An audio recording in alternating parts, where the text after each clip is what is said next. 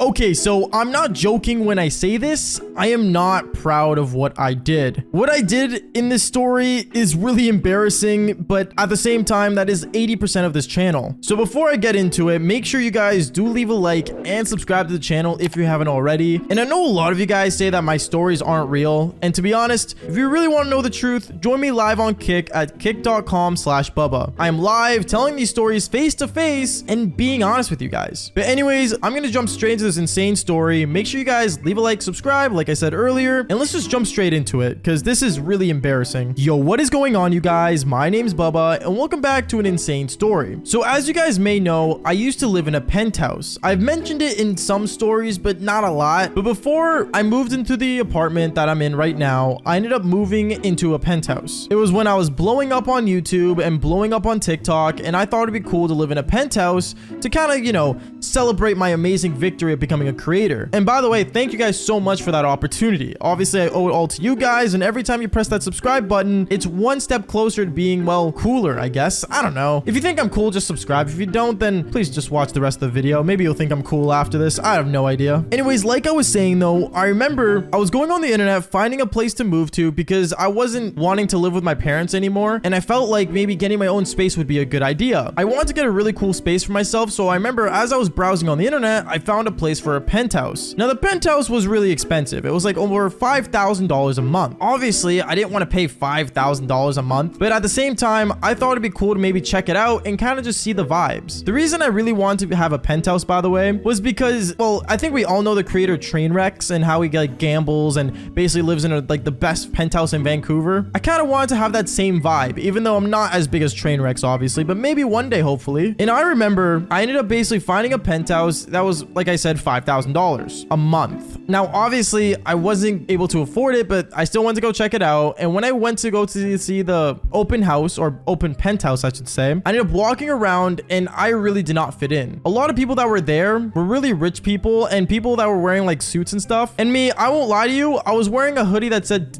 Devil's Tango on it. So obviously I did not fit in. But as I was walking around, I remember I ended up walking up to this nice lady and said, "Man, this penthouse is really cool, huh?" Just so I can, not be that awkward, I guess. And she looks at me and says, "Oh, are you here for the opening?" "Yeah, I am." "Oh, like, are your parents here?" "Oh, no, it's just me. I'm just looking for myself." "Oh, wait, I'm sorry, who are you?" And I ended up introducing myself saying, "Hi, my name is Bubba and I am just looking for a new place to move to." She ended up looking at me really bizarre, and she found it really weird that I was looking at a penthouse, especially for my age. I was 19 at the time, so obviously it was a little weird to her. But she ended up looking at me saying, "Oh, well, like, here, let me show you around." When she was showing me around, I found it weird because I thought she was a buyer until she ended up telling me, "Oh, yeah, I actually own this place." "Oh, you're the landlord," is what I said. And then she ended up making a joke saying, "Oh, I'm actually the land queen, technically speaking." Ha ha ha, very funny. I don't know, it's something that she said that I found odd, but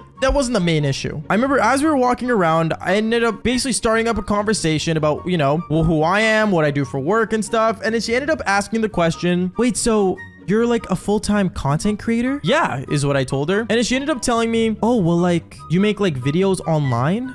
Yeah, basically I just tell embarrassing stories on the internet, because obviously there is no way I was gonna tell her that I was the master of the Devil's Tango. So she looked at me really bizarre and ended up telling me, "Oh, okay, well, that's really cool, I guess." But then I told her, "Oh, no, like, trust me, like, in terms of income, I'm actually making a great income. And honestly, this place is really cool." She ended up telling me, "Oh, well, like, can we do like a credit check on you?"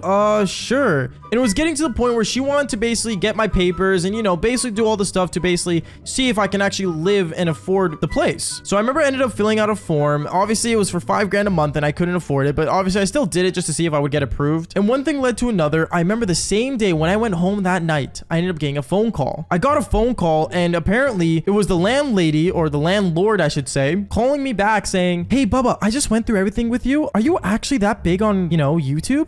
Yeah. At the time, I only had 100,000 subscribers, and I'm not gonna lie, for a kid in Vancouver, it's not really common to have a big following here. Obviously, we do have like those big creators in Vancouver like Linus Tech Tips, Typical Gamer, Trainwrecks, but obviously like it was rare to see them around, right? Because they're so famous. And in a way, I guess she saw me as well as super famous. So she ended up basically talking to me saying, oh, well, like we went through your credit check and everything, and we would love to have you as like, you know, our renter. Oh, is what I said. Now at this point, I knew I had to break the truth to her. So I told her, oh, well, like, you know what? Like, if we can maybe meet up at the penthouse and we can talk it through, that'd be cool. She ended up saying sure. And I remember the next day, I ended up actually driving over to the same penthouse that I went to literally the night before. And I basically went to go talk to her. When I entered in there, I saw that everything was really clean, really beautiful. And honestly, she was sitting on the couch waiting for me. I sat on the couch with her and I told her, hey, so listen, like, I'm gonna be honest here. Like, yes, I do make a good income, but honestly, this place is pretty expensive. Like $5,000 a month. I don't really know if I can do that. She ended up looking at me saying, oh, well, like, what price were you thinking would be best for you? Well, to be honest, my typical range was actually around $3,500 a month is what I told her. She looked at me pretty bizarre and she said, well, like, that's not really what we're looking for, but at the same time, you are really cool. Thanks is what I told her because I didn't really know what else to say. And she ended up telling me and asking me these questions like, oh, well, like, would you take care of the place? Are you like a dirty person? How often would you be able to clean the place? Basically asking if I'm able to actually handle living by myself. But then this is where things get really weird. Out of nowhere, she ended up telling me, oh, well, like,